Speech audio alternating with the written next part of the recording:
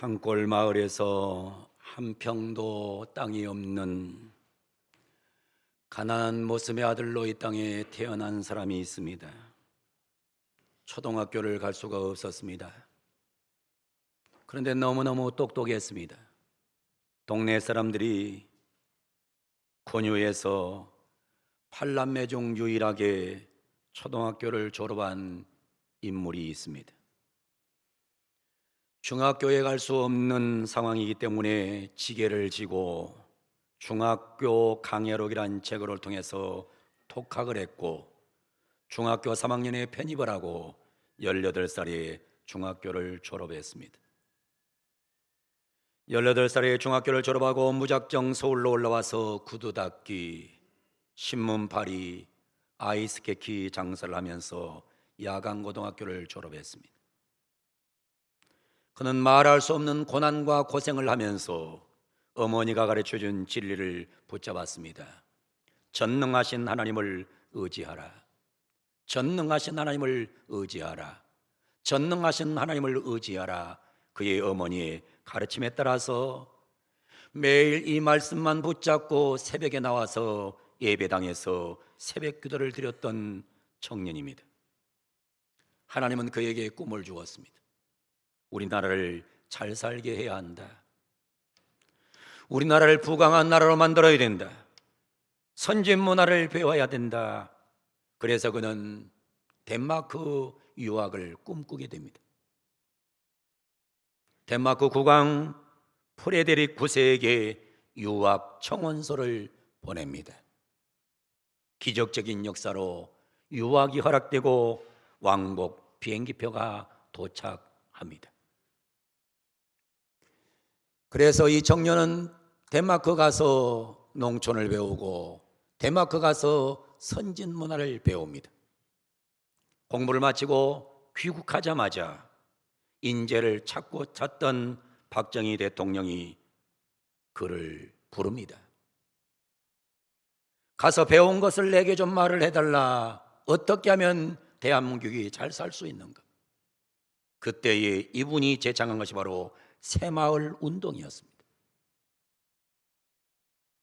박정희 대통령은 새마을 운동을 통해서 대한민국을 선진국가로 만든 초석을 놓았습니다. 역사에 누가 평가를 해도 박정희 대통령 같은 인물은 한국 땅에 나오기가 쉽지 않아요. 새마을 운동이 궤도에 올라갔더니 대통령께서 국회의원 제안을 합니다. 그러나 그는 그것을 거절하고 이스라엘의 유학의 꿈을 꿉니다. 이스라엘 가서 협동농장을 배우고 싶어 이스라엘 대통령에게 편지를 보냅니다. 역시 국비장학생으로 선발됩니다. 얼마나 머리가 좋은 사람인지 3개월 만에 히브리어를 통달합니다. 히브리어 공부가 어렵거든요. 그런데 3개월 만에 히브리어를 통달해요. 8개월 만에 난공불락의 히브리대학교 대학원에 입학합니다. 4년 반 만에 히브리대학에서 석박사 과정을 마칩니다. 박사학위를 마치고 동양인 최초로 국립 벤구리온 대학의 사회학 교수가 됩니다. 그런데 다시 조국에서 그를 부릅니다. 모든 명예주의 다 내놓고 조국의 발전을 위해 귀국합니다. 그분이 누구인지 아십니까? 유태영 박사입니다. 이분은 소망교회 장로님이기도 했습니다. 이분이 쓴 책들이 참 많습니다. 언제까지나 나는 꿈꾸는 청년이고 싶다. 나는 긍정을 선택한다. 기도 인생 등등 참 많은 책들을 남겼습니다. 이분의 책을 읽다 보면 요셉이 생각납니다. 요셉하면 생각나는 단어가 정확하게 두 단어입니다. 고난과 형통. 고난을 많이 당했는데 형통했다는 겁니다. 여러분, 사람은 본래 고난을 많이 당하면 망하거든요. 근데 고난을 많이 당했는데 형통했다는 것이, 요셉은 야곱의 11번째 아들로 이 땅에 태어납니다. 아버지의 사랑을 극진하게 받았습니다. 배다른 형제들이 미워합니다. 시기합니다. 이 세상의 인간의 죄 중에 가장 무서운 죄가 시기하는 죄예요. 남이 잘 되면 시기해요. 다른 교회가 부흥하면 시기해요. 이게 인간의 가장 극단적인 죄예요. 남이 잘 되면 박수 쳐주고 남이 잘 되면 격려해 줘야 되는데 인간은 못된 심령을 갖고 있어요. 결국에 형들에게 미움을 당합니다. 형들이 어느 날인가 요셉을 농사 짓는 곳에서 만납니다. 죽이기로 결심합니다. 그래서 마른 우물에다가 던져버립니다. 이스라엘 땅에는 마른 우물이 많아요. 거기 빠지면 죽어요. 못 나와요. 마른 우물에 던져졌어요. 죽을 시간만 기다릴 수밖에 없는 거예요. 그런데 하나님께서 그 형제 중에 하나의 마음을 움직여서 우리 동생을 이렇게 죽게 할 필요가 있느냐, 우리 애굽에다 팔아먹자. 그래서 꺼내가지고 애굽으로 팔려갑니다. 가서 종살이합니다. 열심히 살았습니다. 보디발의 아내가 유혹합니다. 거절했습니다. 누명 씌웁니다. 감옥에 보냅니다. 수없는 고난이 연속됩니다. 술 맡은 관원장의 꿈을 해석해 줍니다. 내가 나가면 너 반드시 빨리 꺼내줄게. 술 맡은 관원장은 다 잊어버려 버립니다. 그리고 13년 동안 처절한 고난의 과정을 겪어나갑니다. 그러나 요셉에게 따라다니는 단어는 형통입니다. 오늘 성경 2절이 말합니다. 여호와께서 요셉과 함께 하심으로 그가 형통한 자가 되어.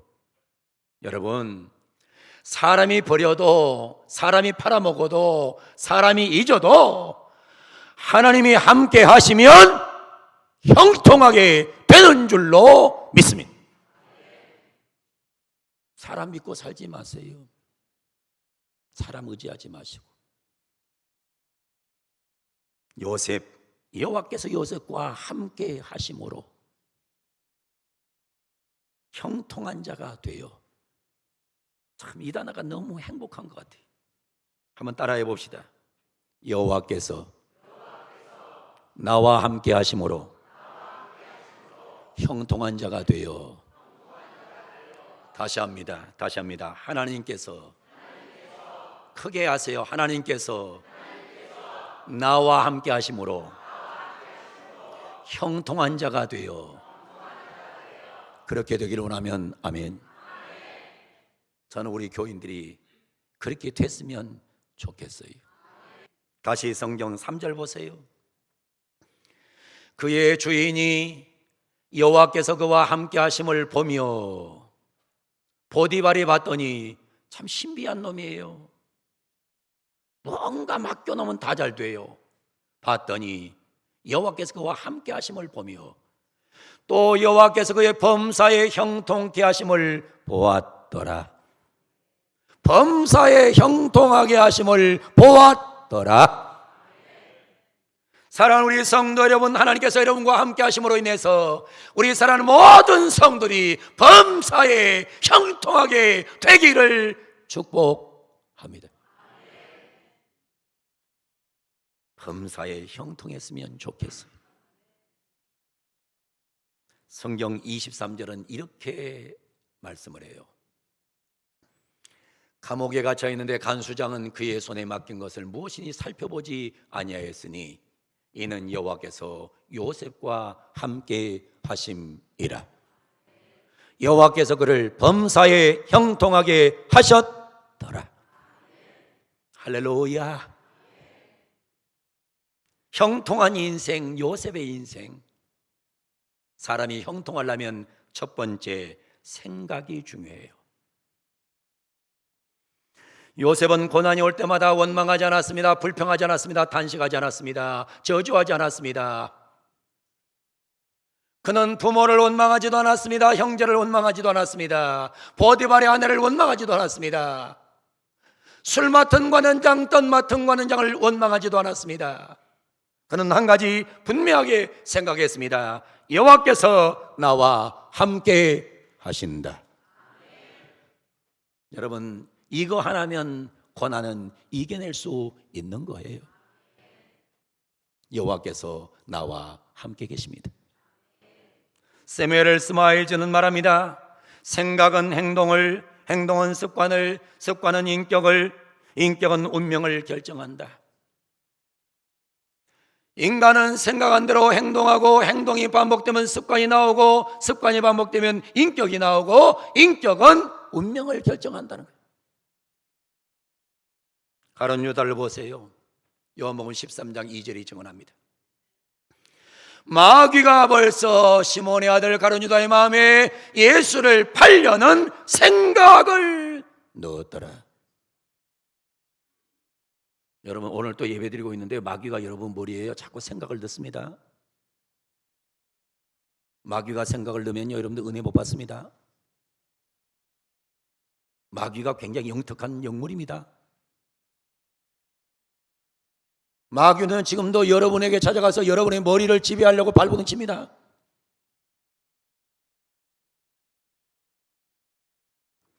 생각이 마귀에게 지배당하면 은혜 생활 안 됩니다.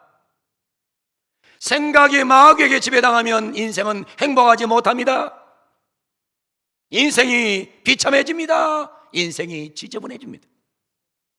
지옥으로 던져지는 운명이 됩니다.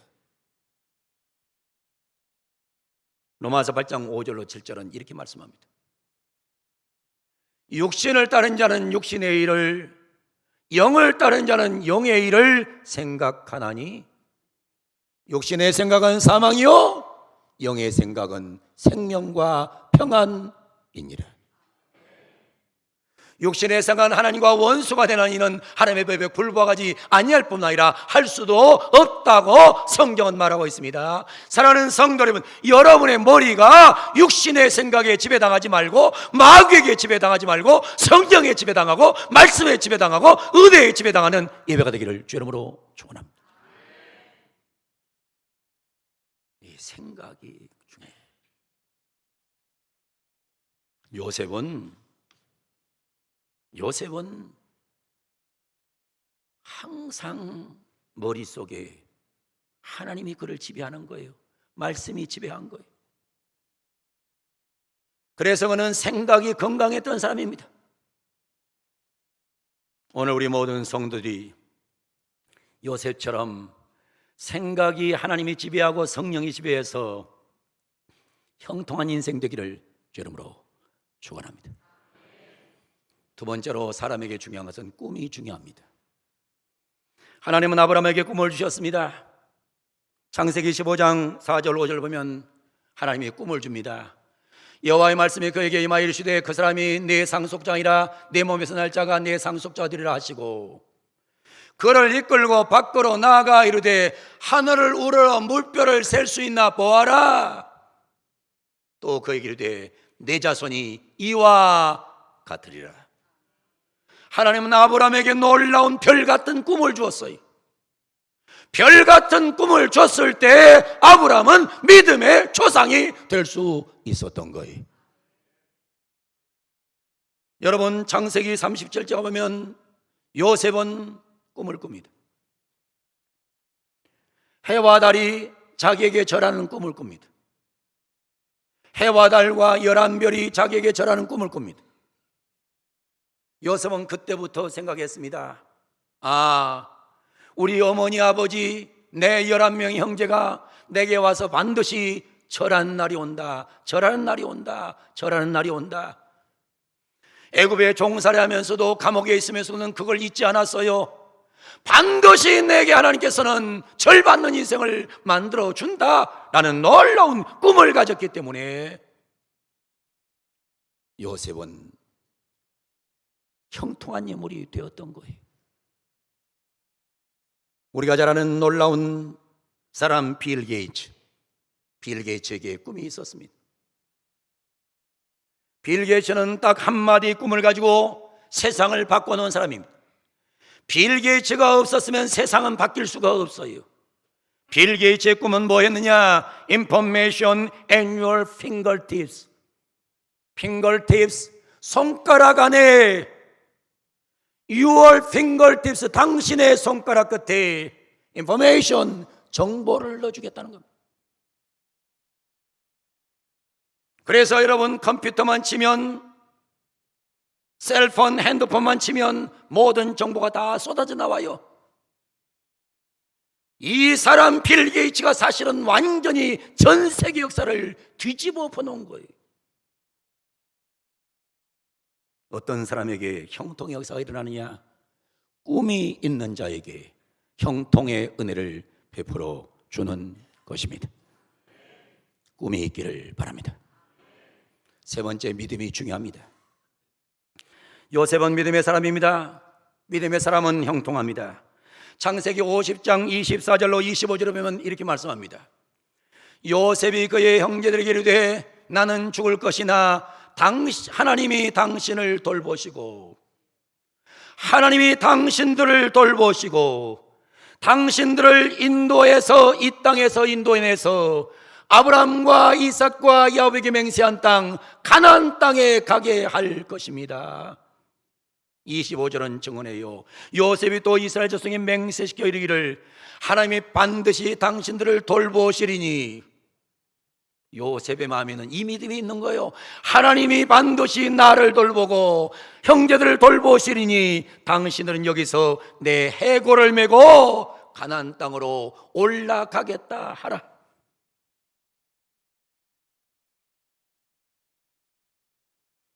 요셉은 믿음의 사람입니다. 하나님이 돌보신다. 하나님이 돌보신다. 하나님이 어떤 상황에도 돌보신다. 여러분, 이 믿음이 있기를 바랍니다. 자, 주먹 쥐고 따라합니다. 하나님이 돌보신다. 하나님이 어떤 상황에서도 돌보신다. 요셉의 믿음이 여러분의 믿음이 되기를 축복합니다. 믿음이 중요한 거예요. 믿음이 중요해요. 그래서 히브리서 11장 1절은 말합니다. 믿음은 바라는 것들의 실상이요 보이지 않는 것들의 증거라랍니다. 믿음은 바라는 것들의 실상입니다. 보이지 않는 것들의 증거예요. 보이는 건 믿음이 아니에요. 눈에 보이는 건 믿음이 아니에요. 여기 종이 있는 줄로 믿습니다. 이건 바보예요. 여기 마이크가 있는 줄로 믿습니다. 이건 바보예요. 여기 찬송책이 있습니다. 이건 바보들이 하는 말이에요. 믿음은 뭔지 알아요? 여기에 없어요. 내 눈에 없어요. 지금 안 보여요. 그런데 뭘 하냐? 머리로 그리는 거예요. 그림을 그리는 거예요. 그림을 그릴 때 먼저 머리로 그린 다음에 안으로 그린 다음에 이게 스케치북으로 옮겨지는 것이지, 머리에도 없는 것이 그림으로 나올 수는 없는 거예요. 그래서 믿음이라는 것은 뭐냐? 믿음은 그리는 거예요. 음악을 하는 분들 보세요. 음악을 작곡하고 작사해요. 작곡, 작사하기 전에 머리에 그리는 거예요. 머리에다 작곡하고 작사하는 거예요. 작사한 것이 펜으로 써진 것이고 작곡한 것이 곡으로 나오는 거예요. 그래서 뭐 하는 거냐? 머리로 그리는 거예요. 머리로 작사하는 거예요. 머리로 작곡하는 거예요. 이게 뭐냐? 이게 믿음이에요. 지금 병 들었어요. 병 들었으면요, 병든 거 생각하면 안 돼요. 머리에 그려야 돼요. 뭘 그리냐? 건강해진 모습을 그리셔야 돼요.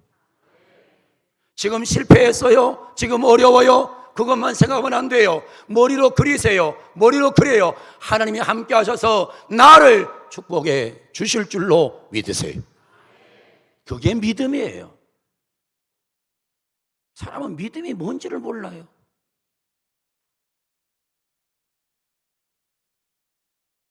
믿음은 형통을 만드는 재료임을 기억하고 믿음 없는 자 되지 말고 믿음 있는 자가 되기를 축복합니다. 네 번째, 인생 삶의 중요한 것은 말입니다. 말이 중요해요. 형통한 사람은 말이 아름답습니다. 말이 긍정적입니다.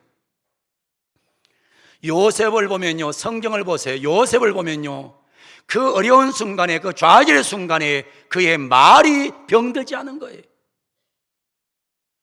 그는 원망하지 않았어요.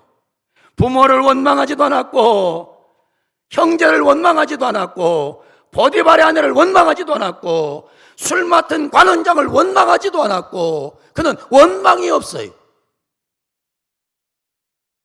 그는 어떤 순간에도 입이 건강했던 사람이에요. 여러분, 말이 건강해야 형통합니다. 민수기 14장 28절은 말씀합니다. 그들에게 이르시기를 여호와의 말씀에 내 삶을 두고 맹세한다. 내가 생명을 걸고 맹세한다. 너희 말이 내 귀에 들린 대로 내가 너에게 행할 것이다. 하나님의 귀에 아름다운 소식을 기억으로 남게 만드는 성도들이 되기를 축복합니다. 원망하고 불평하고 짜증내고 시비 걸고 불쌍해지는 거예요. 여러분, 그렇게 살면 안 됩니다. 여러분, 항상 부정적인 단어 쓰지 말고, 마귀가 좋아하는 단어 쓰지 말고 긍정적인 말을 하고 살아가는 은혜가 임하기를 주 이름으로 축원합니다. 말은 각인력이 있어요. 자꾸 말을 하면 머리에 각인이 돼요. 각인이 돼요. 그래서 어린아이들에게도 너는 잘 될 거야, 너는 훌륭해. 내가 우리 여기 부목사님, 우리 강 목사님 딸이 마스크를 계속 쓰고 다녀요. 그래서 내가 어느 날 마스크를 벗었길래 그랬어요. 야, 너 진짜 이쁘다. 너는 부산에서 왔지? 근데 여기 서울이 와서 서울물 먹으니까 이쁘졌다. 근데 그 다음 날부터 마스크 벗었어요. 마스크 벗고. 네. 여러분, 말 한마디가 중요한 거예요. 근데 아이가 말입니다, 막 굉장히 생기가 났어요. 생기가 나요. 그리고 아이들에게 말 한마디를 잘하면요, 애가 살아나요. 그래서 여러분은 삶을 살면서 절대로 부정적인 언어, 마귀가 좋아하는 언어 쓰지 마시고 여러분의 입술에 하나님의 축복이 담겨 있기를 원합니다. 인간의 뇌세포의 98%는 말의 지배를 받는다고 하잖아요. 따라합니다. 말한 대로 됩니다. 옆에 분을 보시고 합니다. 말한 대로 된답니다. 말 좀 잘하고 삽시다.